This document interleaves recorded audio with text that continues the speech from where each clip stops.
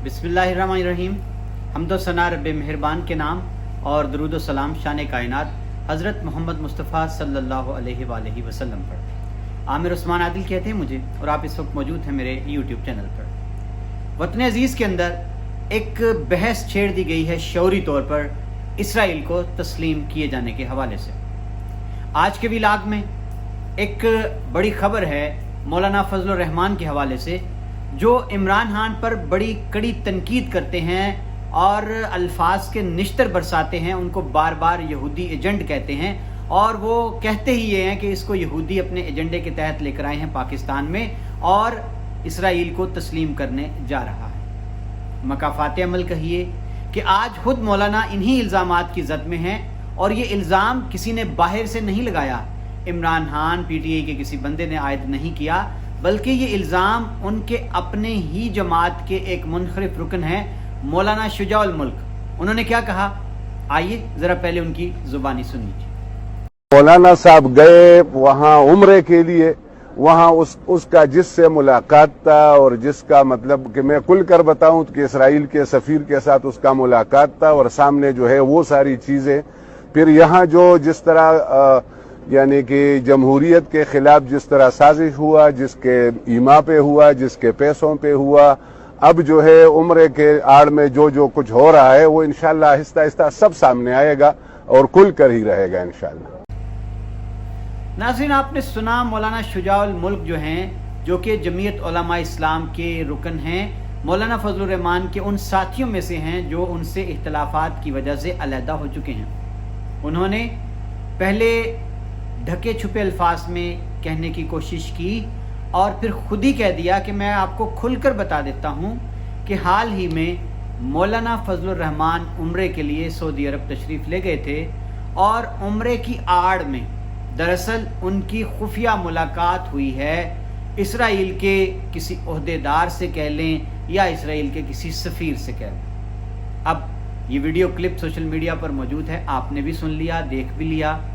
इसको लेकर अब एक बहस है पूरे मुल्क में, और मौलाना फजल रहमान से मुतालबा किया जा रहा है कि जनाब आएँ मैदान में, अपनी पोजीशन वाज़े करें और वजाहत दें कि क्या आप वाकई सऊदी अरब उम्रे के लिए जब गए हैं तो क्या आपकी कोई खुफिया मुलाकात कराई गई है,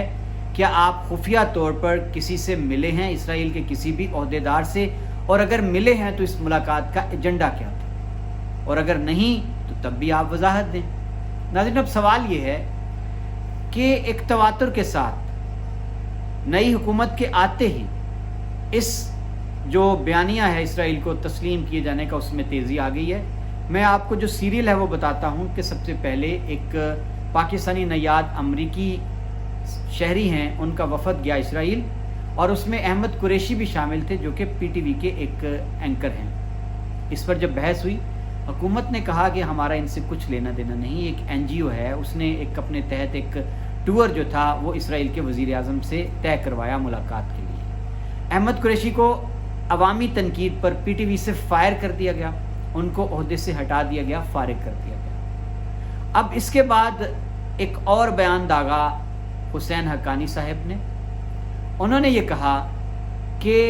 पाकिस्तान जो है ये अब छोड़ दे सुपर पावर के ख्वाब देखना, पाकिस्तान जो है वो नफ़रत की निगाह से दूसरे ममालिक को देखना छोड़ दे, और जिस तरह मशरिक़ वस्ता के बाकी ममालिक तस्लीम कर रहे हैं इसराइल को, पाकिस्तान को भी चाहिए कि इसराइल की छतरी तले आए और अपने मसाइल हल करे, यानी एक मातहत रियासत बन जाए पाकिस्तान इसराइल के। और नाज़रीन, कुछ दिन पहले सलीम मांडवी वाला सेनेटर हैं पाकिस्तान पीपल्स पार्टी के, उन्होंने भी एक ऐसा ही बयान दिया कि इसराइल को अगर मान रहे हैं बाकी खित्ते के सारे मुल्क, तो पाकिस्तान को क्या है कि वो क्यों नहीं मान लेता और अपने मसाइल हल क्यों नहीं करता। बाद में जब तनकीद हुई तो वो अपने बयान से मुकरे और कहा कि मेरा ये मकसद नहीं था, मेरे बयान को तोड़ मरोड़ के पेश किया गया, मैं भी तस्लीम करने के हक़ में नहीं हूँ, मैं सिर्फ ये चाहता हूँ कि पाकिस्तान अपने मसाइल हल करे। अब मौलाना फजल रहमान की खुफिया मुलाकात, वो भी उम्रे पर जब गए,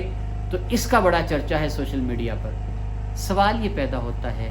कि कल तक आप इमरान खान को बार बार ये इल्ज़ाम देते थे कि ये इसराइल को खुफिया तौर पर तस्लीम करने के एजेंडे पर आया है और शायद उस पर अमल दरामद के लिए कोशिशें कर रहा है।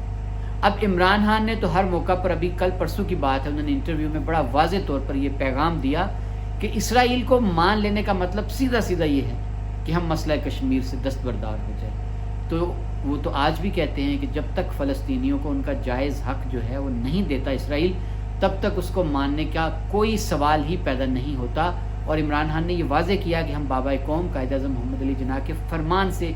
رتی برابر بھی انحراف نہیں کر سکتے۔ تو جناب اب مولانا فضل الرحمان صاحب کی ذات نشانے پر ہے، ابھی تک ان کی جانب سے کامل خاموشی ہے، نہ انہوں نے نہ ان کی جماعت کے کسی بڑے نے کوئی صفائی پیش کی ہے۔ انتظار ہے، دیکھتے ہیں کہ مولانا فضل الرحمان اتنے بڑے الزام پر کیا کہتے ہیں۔